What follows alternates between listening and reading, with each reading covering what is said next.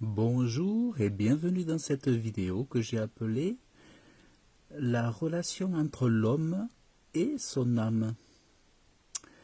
L'âme, c'est une des trois parties de l'homme. Dieu a créé l'homme, chaque homme avec un corps, une âme, un esprit. Et l'âme, c'est là où sont recueillies toutes les émotions, toutes les souffrances, tout le mal-être, toute l'agonie d'un homme de par sa liée à sa vie. Toutes les souffrances qui sont liées à sa vie, qui sont liées à ses actions, à sa façon d'être, eh bien, tous les malheurs du monde pour un homme se déplacent dans l'âme, sont dans l'âme. Et en fait, lorsqu'un homme est malheureux, lorsqu'il est en souffrance, lorsqu'il est dans le mal, je dirais, lorsqu'il fait des choses qu'il ne devrait pas faire, des choses qui n'ont pas de valeur morale, les choses qui sont injustes, les choses qui font du mal aux autres. Par exemple, s'il est dans l'amertume, s'il est dans la méchanceté, eh bien, d'autant plus, systématiquement, l'âme va souffrir. L'âme est dans l'agonie, l'âme de cet homme est dans la souffrance. Ainsi, toutes les âmes d'hommes, quelque part, sont en souffrance pour tout ce qui a été fait dans le passé et dans le présent, c'est-à-dire que tout s'amasse dans cette âme comme des parasites, des choses qui font que l'âme, c'est comme si elle prenait un ascenseur vers le bas, elle descendait dans des lieux sombres de par son malheur, de par sa souffrance. En fait, il faut savoir que quand un homme pêche, c'est son âme qui en souffre et cela se répercute sur le corps de l'homme. C'est-à-dire que les blessures dans l'âme vont créer aussi des blessures dans le corps, ou autrement dit des maladies, des malheurs, des problèmes de santé. Donc plus on vit dans une vie désorganisée, dans une vie de troubles, dans une vie de déchirement, de contrariété, de tristesse, et plus l'âme descend, un peu comme si elle descendait comme une descente aux enfers. Si bien qu'il est dit que certains encore vivants sont un peu comme des zombies ou des morts, parce que déjà, leur âme est en enfer tout en étant vivant, parce que ils ont tellement pactisé avec le diable que déjà ils sont comme en enfer. Regardez ce que dit la parole de Dieu. Elle nous montre comment nous devons avoir une relation avec notre âme, une relation d'ange gardien avec notre âme. C'est à nous de prendre soin de nos âmes. Et regardez, mon âme bénit l'Éternel, de tout à moi bénisse son Saint-Nom. Mon âme bénit l'Éternel et n'oublie aucun de ses bienfaits. C'est lui qui pardonne toutes tes fautes. Vous voyez? Alors je vais continuer. C'est lui qui pardonne toutes tes fautes et qui guérit toutes tes maladies, qui rachète ta vie du gouffre et qui te couronne de bienveillance et de compassion, qui rassasie de bien ta vieillesse et qui te fait rajeunir comme l'aigle. Donc remarquez ici que là nous parlons à notre âme, mon âme. C'est lui qui pardonne toutes tes fautes. Autrement dit, si votre âme ne reçoit pas le pardon de ses fautes, autrement dit de ses dettes, de ses péchés, elle sera toujours en souffrance. Et c'est à vous d'agir pour que votre âme reçoive son salut. C'est à vous d'agir pour sauver votre âme. Et c'est lui qui guérit toutes tes maladies. Donc en fait, là, on est en train de comprendre que pour qu'une âme soit pardonnée de ses fautes et qu'elle soit guérie de toutes ses maladies, eh bien, elle doit s'approcher de Dieu. Elle doit aimer Dieu, elle doit aimer Jésus-Christ. Et il est dit, c'est lui qui rachète ta vie du gouffre. Et autrement dit, pour pas que l'âme finisse définitivement une fois pour toutes dans l'enfer, dans un lieu de tourment, eh bien, c'est important de donner sa vie, son cœur à Dieu, à Jésus-Christ. Parce qu'il est expliqué dans la parole de Dieu que Dieu est venu pour sauver nos âmes. Il n'est pas dit qu'il était venu pour sauver nos corps. Il n'est pas dit qu'il était venu pour sauver nos esprits. Dieu est venu pour sauver nos âmes parce que nos âmes ont été faites semblables à Dieu aussi, dans le sens où nos âmes sont éternelles. Quand nos corps se consument, ou alors je dirais quand nous donnons notre dernier souffle de vie, notre corps ne nous sert plus à rien, mais notre âme sort du corps, elle sort carrément du corps, elle s'élève, et elle va dans un lieu, ici ou là, pour les uns, je dirais dans un paradis de Dieu, pour les autres, dans un lieu de souffrance et de tourment. Et c'est vrai que c'est important de comprendre ça, c'est que chaque homme est supposé être le gardien de son âme. Dites-vous que comme vous prenez soin de votre corps, en le nourrissant, en l'entretenant, en le lavant, en le douchant, en le peignant, en l'habillant convenablement, eh bien vous devez aussi vous occuper convenablement de votre âme. Que faites-vous pour tout le mal-être, toutes les souffrances, toute l'agonie de votre âme, pour laquelle vous n'avez jamais pensé à la soulager de tous ses péchés? Êtes-vous déjà occupé de soulager votre âme de tous les péchés dont elle souffre, de toutes ses fautes et de toutes ses maladies qu'elle a absorbées? C'est-à-dire, pendant que vos mains faisaient du mal, pendant que vos yeux regardaient des choses mauvaises, pendant que vos pieds vous amenaient à des choses où il ne fallait pas aller, pendant toutes ces choses que vous avez faites avec votre corps, eh bien, vous avez accumulé dans votre âme des chaos, des tourments, des souffrances, des agonies. Mais avez-vous pensé à toutes ces conséquences? C'est pour ça que aujourd'hui, je vous invite à considérer ces choses et à vous dire, mais c'est vrai, qu'est-ce que j'ai fait pour mon âme? Oui, votre âme n'est pas, comment dire, c'est une partie de vous, et même si c'est la partie invisible, c'est la partie la plus riche, la plus précieuse. Dieu sait que votre âme a plus d'importance que votre corps devant Dieu. Parce que votre corps, il va durer 70 ans, 80 ans, certains partent avant même.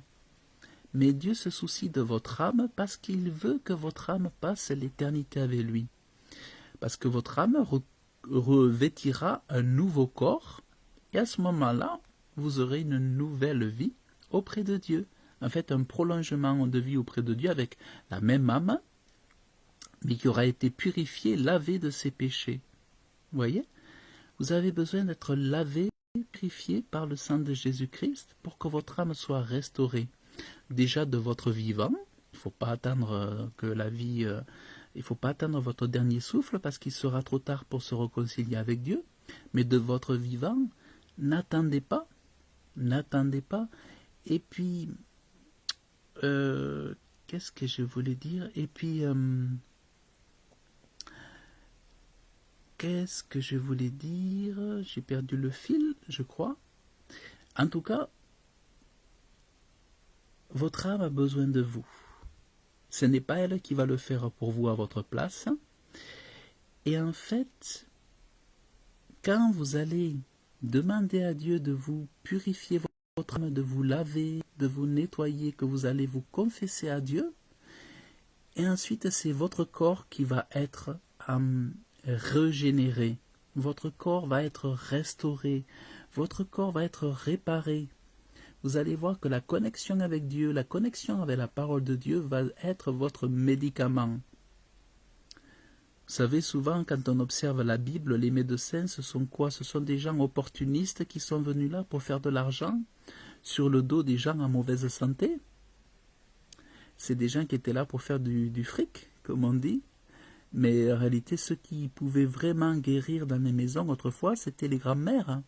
C'était les recettes de grand-mère naturelles, avec des tisanes, des choses comme ça. Mais les médecins ne sont là, quand on remonte aux origines, pour faire de l'argent. Et c'était Dieu qui était habilité seul à pouvoir guérir votre âme.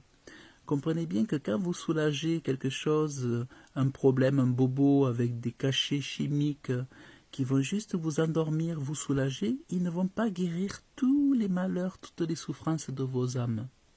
Vous avez besoin de votre Créateur parce que c'est votre Créateur qui a créé la créature et vous êtes son œuvre. Et comme je disais dans une précédente vidéo, vous êtes même sa possession. C'est pour ça que nous aurons tous des comptes à rendre à Dieu. C'est pour ça qu'il y aura un jugement un jour. Mais en attendant, sachez que c'est lui seul qui peut vous réparer votre âme et c'est à vous de vous approcher de lui et à son contact, eh bien vous serez restauré et votre corps sera réparé. Moi, c'est ce qui m'est arrivé. J'avais des allergies, j'avais des problèmes de santé, j'avais des lunettes, j'étais toujours le mouchoir sur le nez, j'étais toujours chez les docteurs et tout ça. J'avais fait des chirurgies parce que j'avais des fibromes, des masses graisseuses dans le cou. J'étais obligé de faire des chirurgies pour me faire enlever des problèmes de kystes fibreux à l'intérieur de la peau.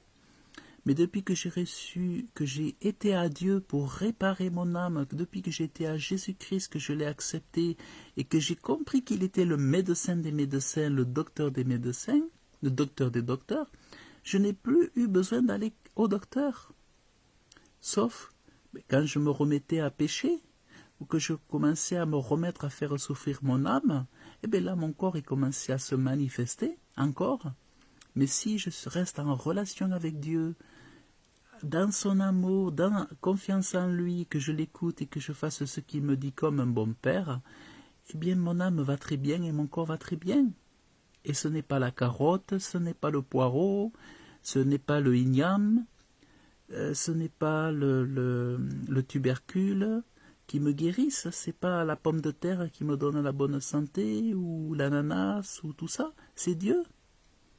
Ce n'est pas le radis, ce n'est pas la noix de coco qui me donne la bonne santé, c'est Dieu. Vous voyez?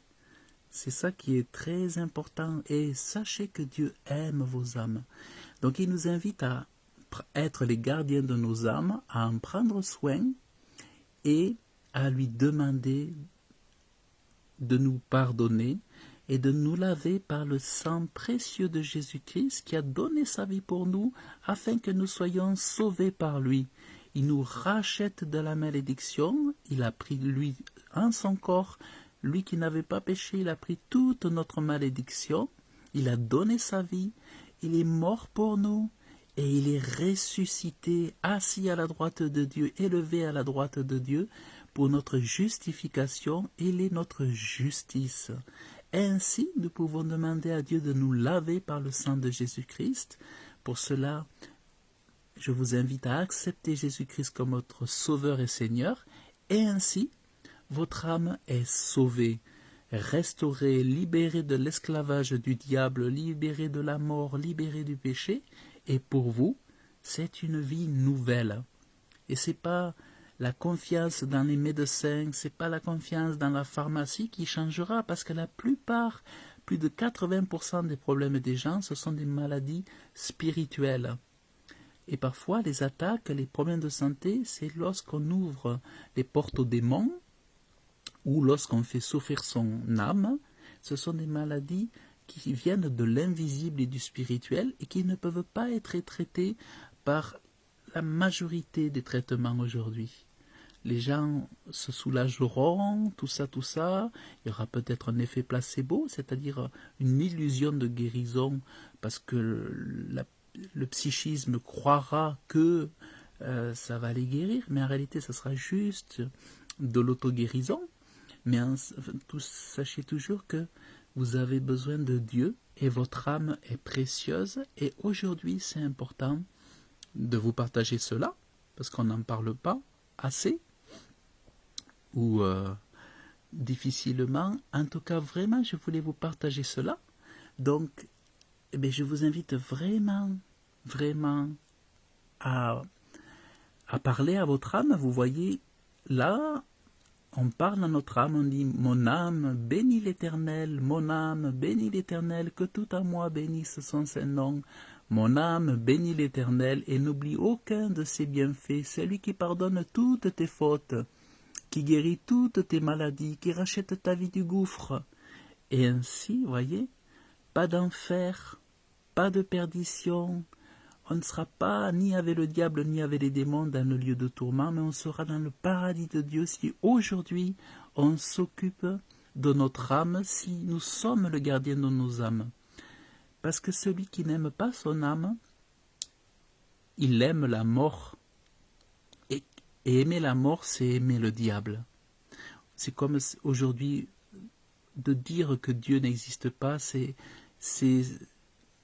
avouer que le diable est notre père. Vous voyez? Sauf qu'on l'avoue avec le sourire. On dit Dieu n'existe pas, on le dit avec le sourire, mais c'est avouer que le diable est notre père. Parce qu'il n'y a pas d'autre camp. Il n'y a pas d'autre camp. Ceux qui rejettent Dieu, ils s'attirent le malheur, la malédiction, et c'est pour ça qu'il y a tant de problèmes dans le monde. Parce que Dieu seul a la puissance éternelle de nous donner un amour incroyable pour les hommes. C'est uniquement dans cette dimension-là que nous pouvons sauver notre monde et nos nations. C'est uniquement par les dons célestes.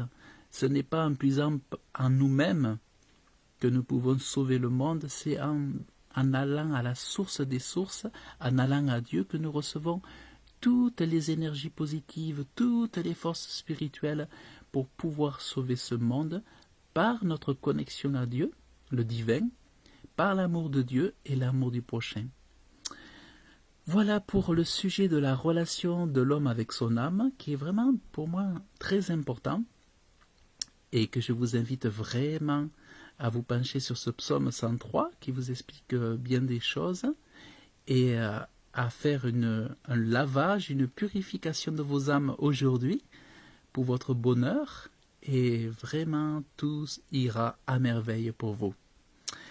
Voilà, donc je vous remercie d'avoir suivi cette vidéo. Je vous souhaite une excellente journée, que Dieu vous bénisse abondamment et je vous dis à très bientôt.